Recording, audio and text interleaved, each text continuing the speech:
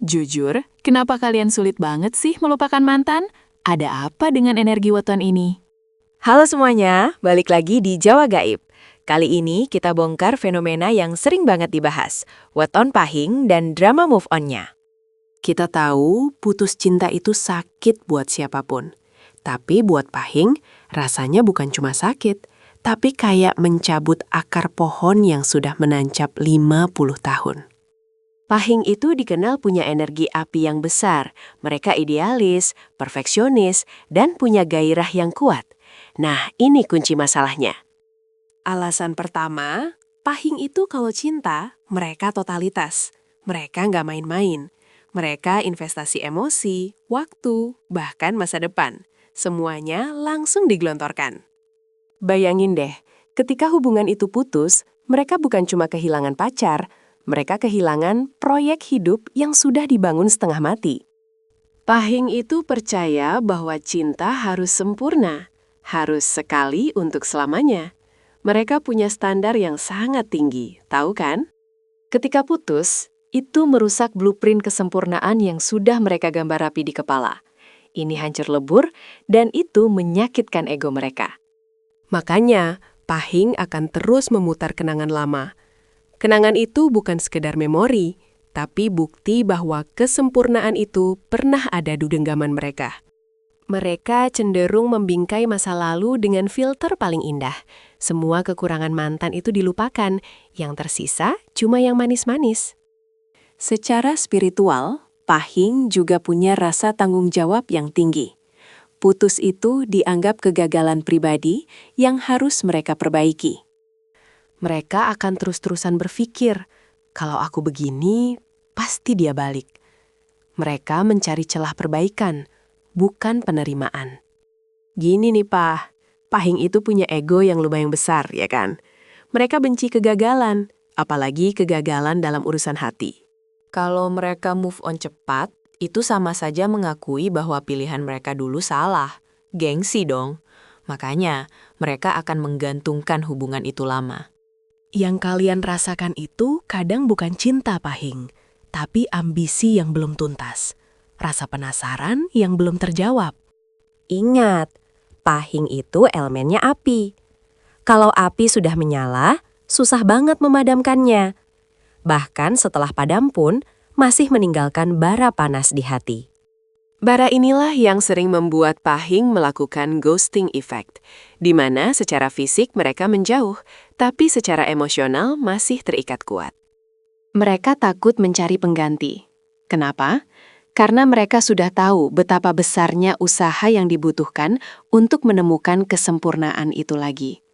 Gini nih, ketika pahing ketemu orang baru, siklus perbandingan itu langsung aktif. Calon baru itu pasti diukur pakai standar mantan yang sudah diedit jadi sempurna. Mantan bagi pahing itu seperti standar emas. Kalau ada orang yang mendekati, pasti ada saja tapinya. Tapi mantanku lebih pengertian, dan seterusnya. Makanya, proses kencan atau PDKT baru buat pahing seringkali terasa menyiksa. Karena hati kecilnya selalu berbisik, dia bukan dia.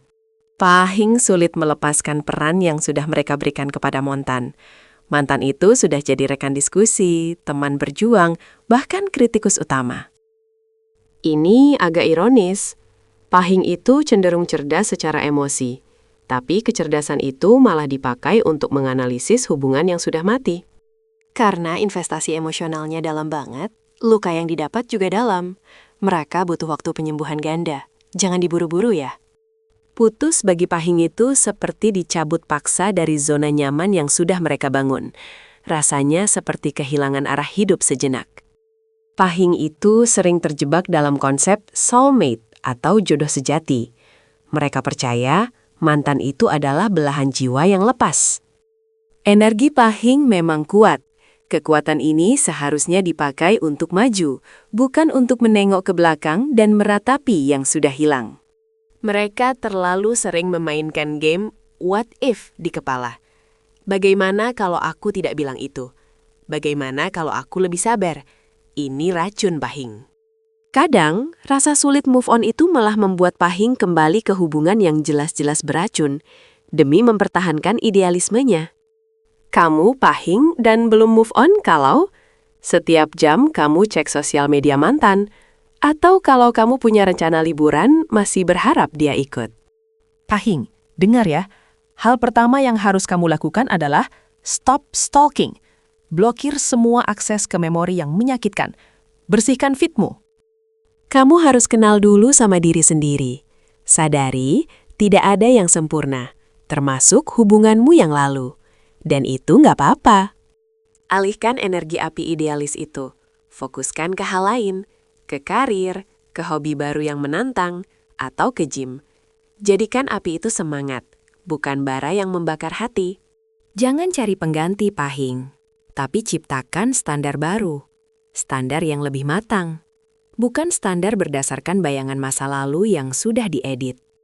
Move on itu butuh proses. Jangan merasa kamu harus langsung sembuh. Beri dirimu waktu untuk merasa sedih, tapi jangan berlama-lama di sana. Menerima bahwa hubungan itu gagal bukan berarti kamu gagal. Itu berarti kamu sudah belajar apa yang kamu mau dan apa yang tidak kamu butuhkan. Kelebihanmu adalah kesetiaan. Jangan biarkan kesetiaan itu menjadi rantai yang mengikatmu pada masa lalu. Jadikan ia janji untuk masa depan yang lebih baik. Cinta yang paling penting sekarang adalah cinta pada dirimu sendiri. Kalau kamu sudah lengkap, Pahing, semesta akan mengirimkan yang lebih cocok dengan energimu. Kamu kuat kok. Kekuatanmu itu bukan untuk meratapi, tapi untuk melangkah maju, membawa pelajaran dari masa lalu. Gimana nih, Weton Pahing? Relate banget nggak sama pembahasan kita kali ini? Coba komen di bawah ya, weton apa lagi yang paling sulit move on? Kalau kamu merasa ini bermanfaat, jangan lupa like dan share ke teman-teman Pahingmu yang lagi galau. Mungkin mereka butuh pencerahan ini. Terima kasih banyak sudah menyimak video ini sampai habis. Dukung terus Jawa Gaib agar kita bisa bahas rahasia weton lainnya. Jangan lupa subscribe, nyalakan lonceng notifikasi, biar kamu gak ketinggalan misteri-misteri budaya Jawa yang kita bongkar setiap minggunya. Sampai jumpa di video Jawa Gaib berikutnya. Salam budaya!